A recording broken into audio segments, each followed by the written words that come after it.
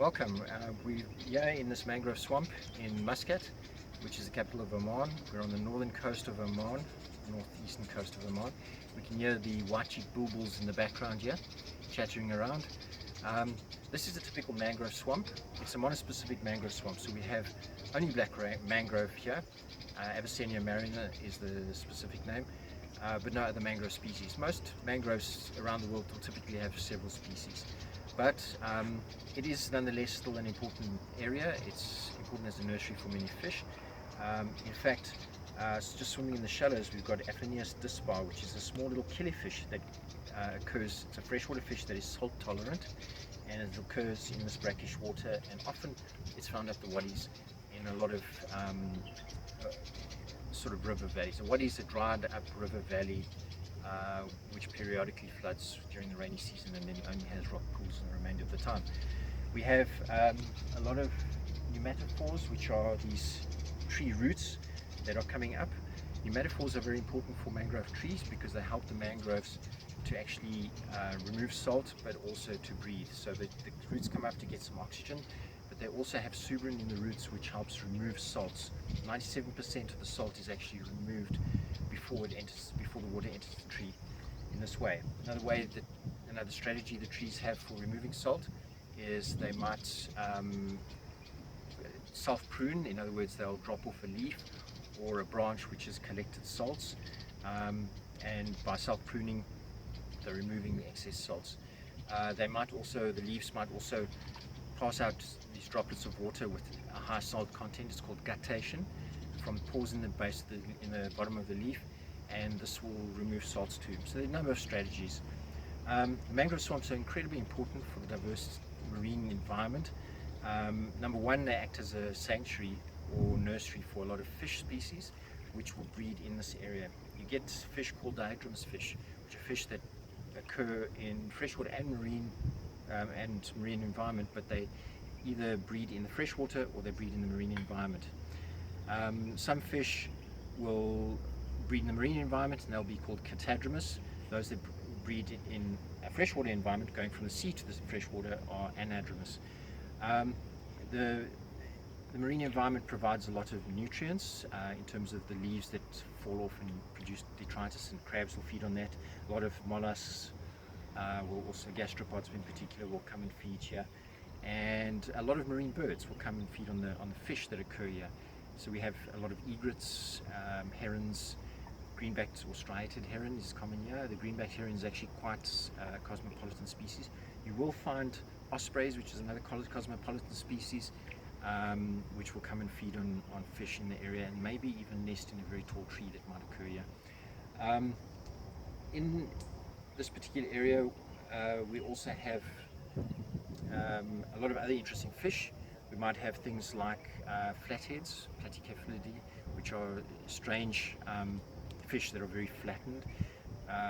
You'll get mullet and a lot of other different fish. River gobies is a very common one in this area. So the mangroves were periodically flooded during the day as the tides come in and out. There are basically 4 tides during the day. There's 2 high tides and 2 low tides. And the tides are very important in the life of the mangroves. So there's this periodic flooding and ebb and flow as the water floods. You can hear the fish jumping around, so they're obviously being pursued by predators here in the area. And there's quite a lot of them actually. Wherever these pneumatophores are, these roots that come up, there's schools of fish taking shelter. So it illustrates how important the area is for protection for these small fish, particularly fish larvae.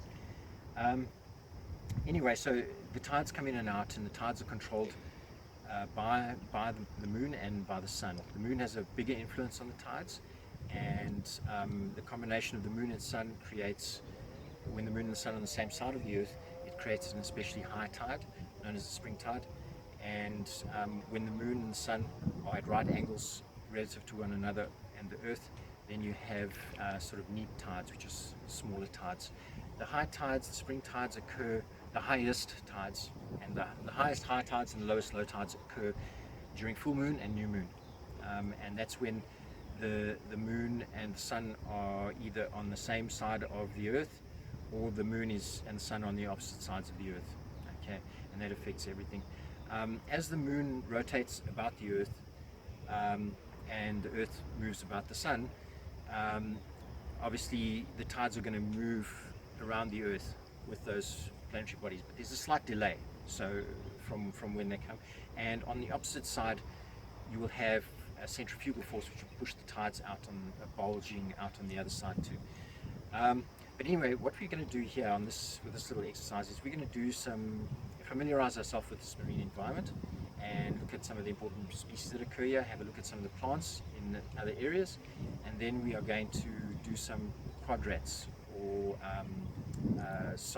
plot samples of the marine life. Okay, so we're on the mud flat here. You can see the pencil roots or pneumatophores growing up out of the mud, and you can see a lot of holes. These are all holes of tiny little fiddler crabs. Fiddler crabs have very, very large claws, just one large claw on the right hand side and a smaller claw, and the large claw is used by the males to actually wave females towards them, so it's an attraction for the females. You'll see as we talk, some of them will start to come out, and there are a few of them around. You can just see the white claw, and every time when I move they'll flit back into a hole. Here we have what is called a quadrat. Okay, it's a meter by meter frame which we are going to use in our lesson. Basically what we want to do is we want to look at a number of different things. The beauty of this quadrat is you can use it for recording all kinds of life, and its primary purpose is to look at density and species diversity. So what we have here is a number of options. We can count the number of holes here within this square meter area and get an idea of the number of fiddler crabs that occur per square meter in this mangrove swamp. And then we'll take a number of samples. This is one sample. Okay, one quadrat is one sample. And we'll take multiple samples throughout the mangrove in order to get a picture of what the population probably density is in this area, population numbers are in this area. Okay, so we can measure that. We can measure the individual holes. We can also measure. We can also record the gastropods. You can see a lot of gastropods here. So we can count the number of gastropods in the area.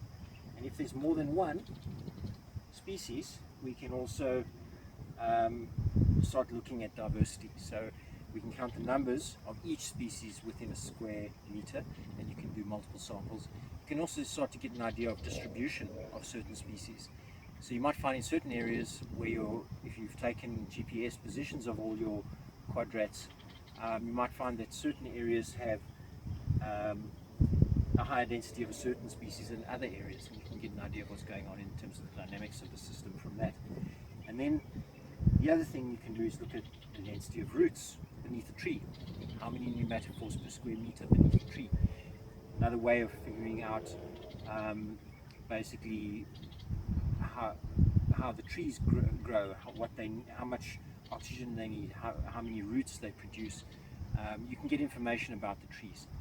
Another thing that you can do in a forest system, unfortunately these are not really big trees, and this is not a typical forest, although it looks like a forest or a woodlot. You can determine the composition of the species in an area by looking at the diameter of the trees, which gives you a relative age of the trees, and counting the number of trees of specific diameters, and that gives you an idea of the age classes within the area and the size of the trees. The typical way that biologists measure trees is using a DBH tape, which means the diameter at breast height. So the tape measures the tree's diameter at breast height. So you hold it, basically you put the tape around the tree at your chest height, and you measure that on a special tape which will tell you what the diameter is then for that tree. And that's a typical way for people to survey trees in forest systems, so they can get an idea of the relative sizes of the trees.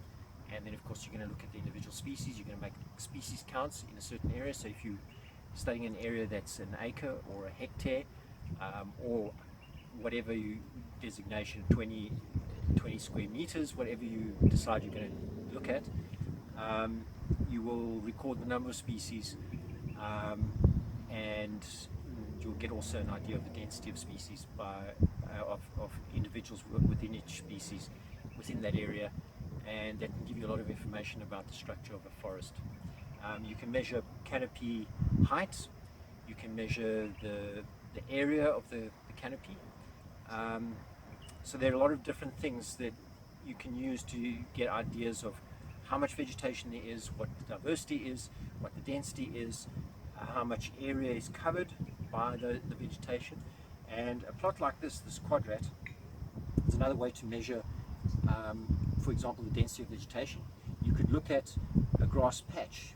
It's maybe sparse because it's in a desert area, and you could say, well, within a square meter, the percentage of vegetation cover is 75%, for example, or 40%, depending on the conditions.